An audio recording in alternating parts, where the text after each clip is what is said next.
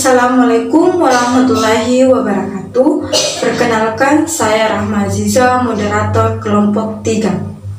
Adapun nama-nama anggota kelompok 3 yaitu Akbar Alwi, Rahma Aziza atau saya sendiri, dan Muhammad Yasir Ashar. Materi yang akan dibawakan yakni manusia, nilai, moral, dan hukum.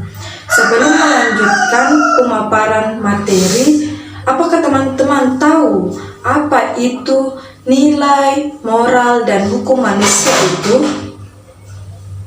Nah, jika teman-teman belum tahu, kita akan simak itu semua. Dengan itu saya persilahkan pemateri untuk membacakan materinya.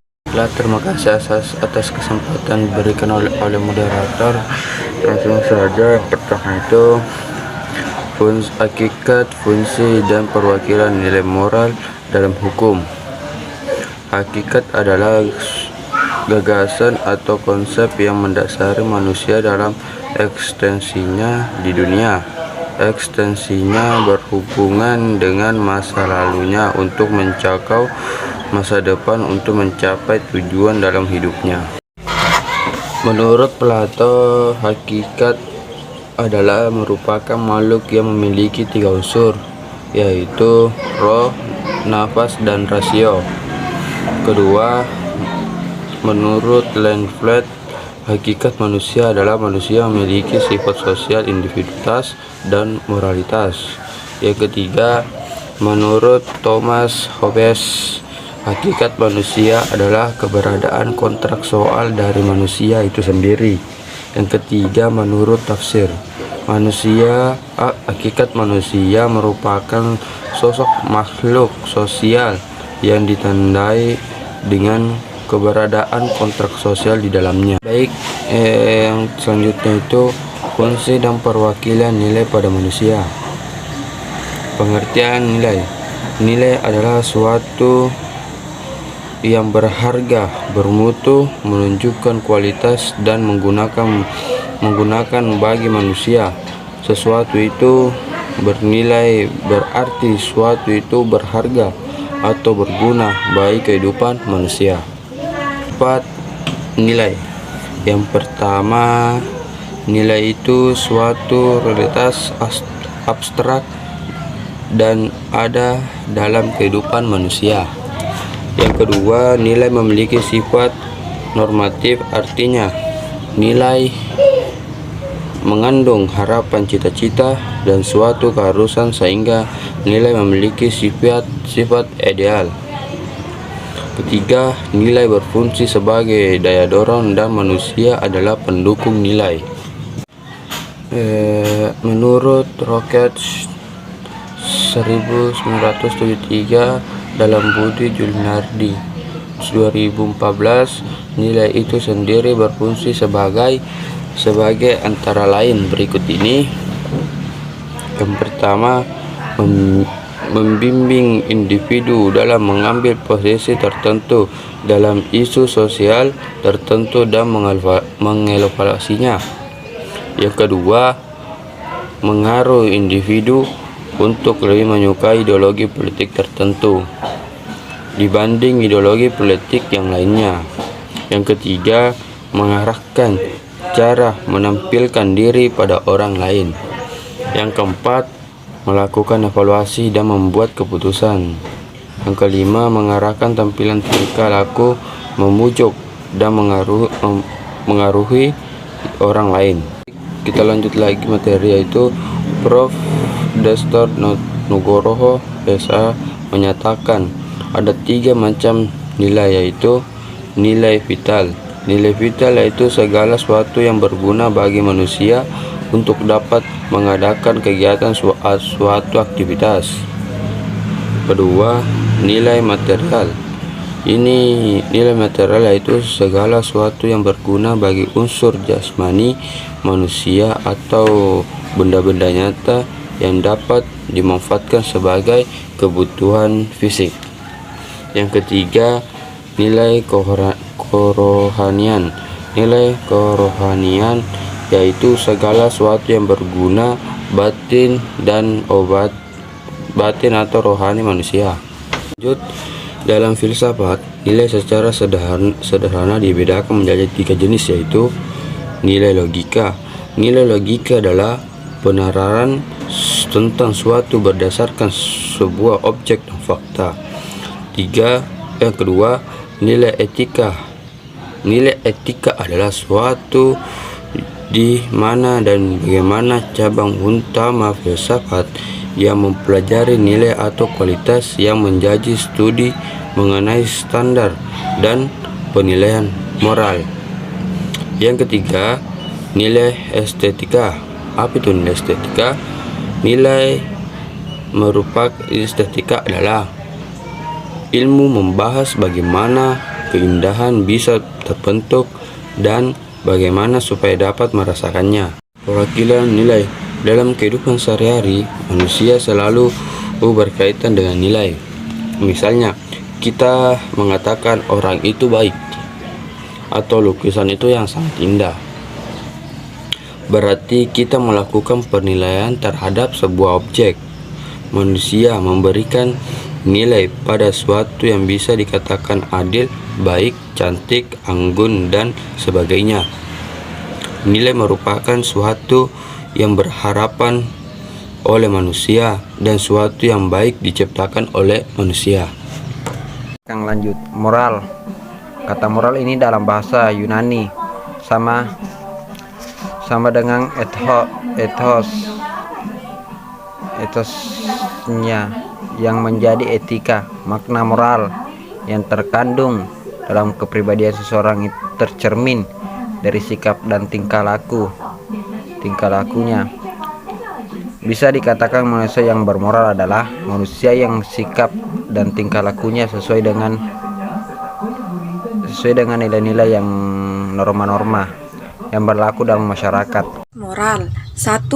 Moral deskriptif, yaitu etika yang berusaha meneropong secara kritis serta rasional sikap perilaku manusia dan apa yang dikejar oleh manusia dalam hidup sebagai sesuatu yang bernilai. Hal ini memberikan fakta sebagai dasar untuk mengambil keputusan serta perilaku atau sikap yang mau diambil. Kedua, moral normatif, yaitu etika yang berusaha ditetapkan berbagai sikap serta pola perilaku ideal yang seharusnya dimiliki oleh manusia. Moral normatif ini memberikan penilaian sekaligus memberi norma sebagai dasar dalam kerangka tindakan yang akan diputuskan. Hukum. Hukum adalah suatu aturan atau ukuran perbuatan-perbuatan dan menjuruskan perbuatan tersebut ke arah tujuan masing-masing yang sebenarnya. Jenis hukum. Jenis hukum berdasarkan sumber, yaitu 1. Hukum adat. Sistem hukum yang dikenal dalam lingkungan kehidupan sosial di Indonesia serta negara-negara Asia lainnya seperti Jepang, India, dan Tiongkok itu sumbernya adalah peraturan-peraturan hukum tidak tertulis yang tumbuh serta berkembang dan dipertahankan dalam kesadaran hukum masyarakat. Karena peraturan-peraturan ini tidak tertulis dan tumbuh kembang, maka hukum adat memiliki kemampuan menyesuaikan diri dan elastis. Contohnya hukum adat Minangkabau. Kedua, undang-undang.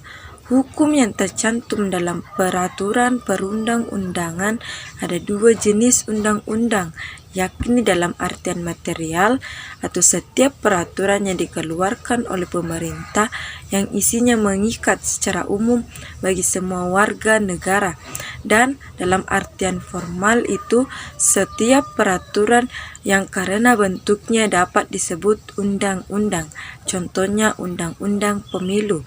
Ketiga, hukum jurisprudensi, yaitu keputusan hakim terdahulu terhadap suatu perkara yang tidak diatur oleh undang-undang dan dijadikan pedoman oleh hakim lainnya dalam memutuskan perkara yang serupa, contohnya KUHP. Keempat, hukum traktat, yaitu perjanjian yang dibuat oleh dua negara AP. Keempat, hukum traktat, yaitu perjanjian yang dibuat oleh dua negara atau lebih mengenai persoalan tertentu yang menjadi kepentingan negara yang bersangkutan, contohnya hukum batas negara. Kelima, hukum doktrin, yaitu pendapat para ahli hukum terkemuka yang dijadikan dasar atau asas-asas penting dalam hukum dan penerapannya. Keadilan dan kesejahteraan pada manusia. Keadilan secara leksikal berarti sama atau menyamakan maupun setara. Menurut pandangan umum, keadilan yaitu menjaga hak-hak orang lain. Definisi keadilan ialah memberikan hak kepada yang berhak menerimanya. Keadilan merupakan suatu ukuran keabsahan suatu tatanan kehidupan berbangsa, bermasyarakat, dan bernegara.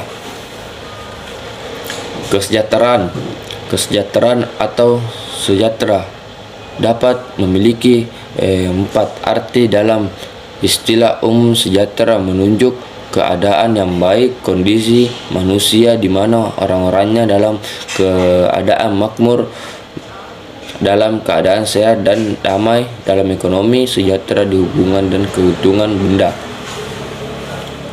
Permasalahan nilai moral dan hukum dalam masyarakat dan negara.